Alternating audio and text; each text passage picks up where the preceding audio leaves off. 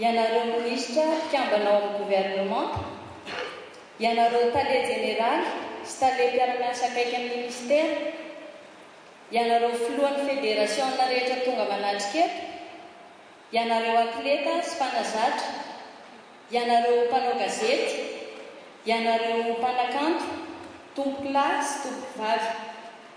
Voninahitra ho ahy ny mandray fitenenana manoloana anareo rehetra tafavory eto androany, misy olo-tenanay mpanao fanatanjahantena.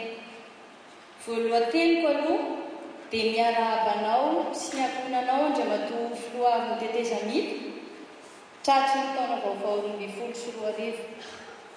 Misaotra anao koa tamin'ny nanokananao ny fotoanandroany na nasanao anay rehetra tonga manatrika eto. Anisan'ny zavatra irinay mpanao fanatanjahantena ny fiatrehana ireo karazana fananana maro misy na ny eto an-toerana zany na ny any ivelany. Tanteraka tokoa izany tamin'ny taona lasa iny satria na dia nandihy fotoan-tsaritra aza ny firenena dia maro ireo fananana raisam-pirenena nandraisantsika anjara toy ny championnat du monde teo amin'ny taranja sasany, ny lalao afrikana, ny lalao nosy, ny karazana tournoi raisam-pirenena maro isan-karazana. Ary izany rehetra izany dia nandrom-bahantsika malagasy amboara maro. Ankoatra ny fandraisana anjara nefa dia nampiatrano lalao raisam-pirenena maro ihany koa i Madagasikara tamin'ny fanatanjahantena tamin'ny taona 2021 iny na dia tao anatin'ny fotoan-tsaritra aza. Tao ny afro-basket lehilahy izay vosikajy anisan'ny tsara indrindra tamin'ny fikarakarana sy fandraisana. Ny championnat d'Afrique junior teo amin'ny taranja judo, ny rallye raisam-pirenena, ny Tour de Madagascar teo amin'ny hazakazaka bisikileta, ny coupe des clubs champions iraisan'ny nosy rehetra teo amin'ny taranja volleyball sy ny handisport teo amin'ny taranja pétanque, tennis, basketball ary ny maro hafa tsy voatanisako etoana. Kuisaolana ny fitondrana Teteza Mity izay tarihanao Andriamatoa Filoha tamin'ny fikarakarana rehetra sy ny fahatanterahana izany tamin'ny taona 2021 iny satria tsy nataonao ambani-davitra tokoa raha ny fanatanjahantena malagasy. Ny fangatanay mpanao fanatanjahantena dia mba hitohizana izany fandraisana andraikitra sy ny fitondrana izany hatrany ary indrindra ny mba hanaovana misimisy kokoa aza raha azo atao.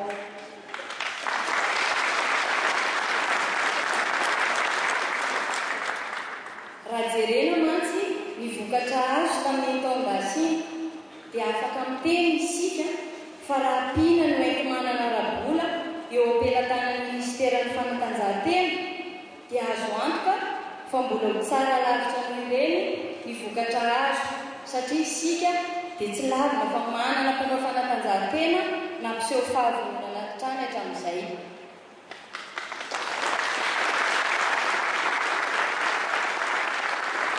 Tsy mora tokoa ny manao zavatra Andriamatoa Filoha fa ny fandrianay dia mba hatanteraka ihany koa ireo fampanantenana momba ny infrastructure sportive izay tena anamo be dia be amin'ny fampandrosoana ny fanatanjahantena.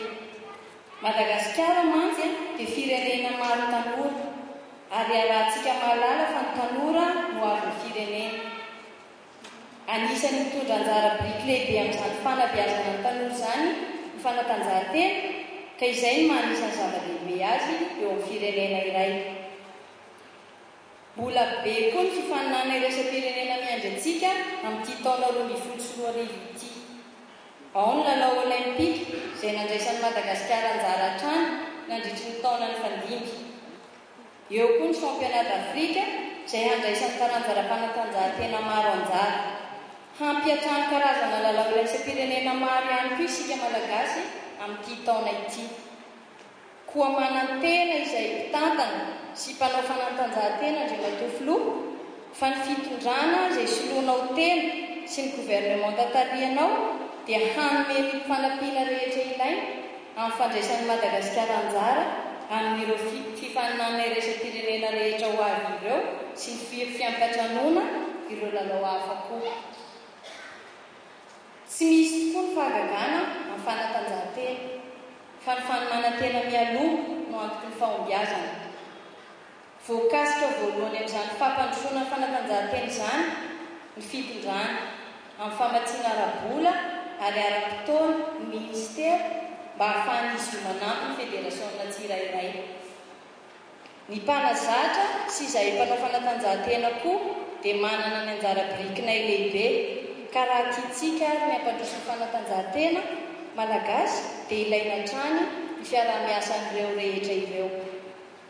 Raha ny tantara ny jerena dia tsy mbola nanao ambany zavatra ny fiarovana ny voninahitry Madagasikara izahay mpanao fanatanjahantena ny fandimby teto hatramin'izay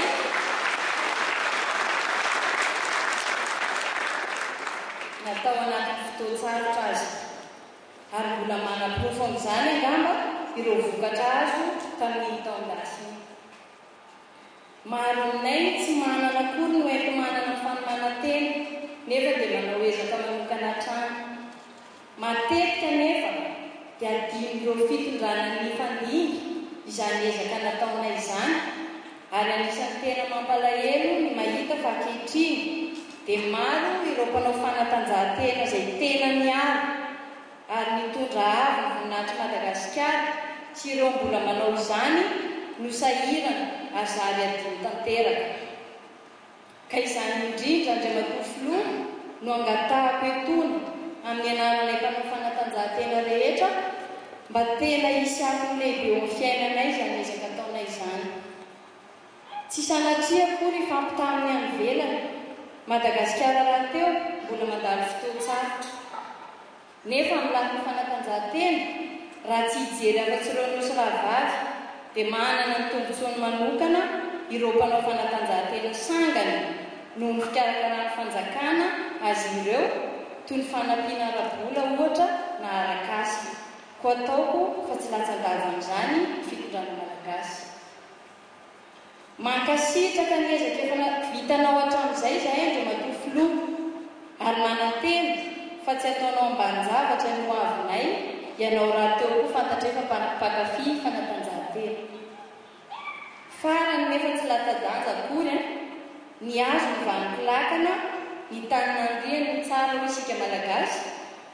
Anisan'ny mpandray anjara mivantana toanay amin'ny fampandrosoana ny fanatanjahantena malagasy ireo mpanazatra ka irinay ny mba hijerena azy ireo koa ary hametrahana azy ireo hatrany amin'ny toerana sahaza azy.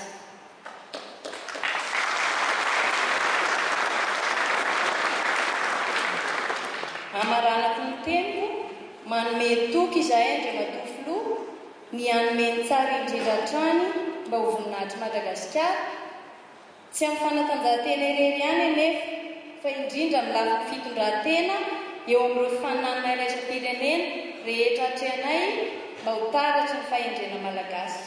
Misaotra tokoa.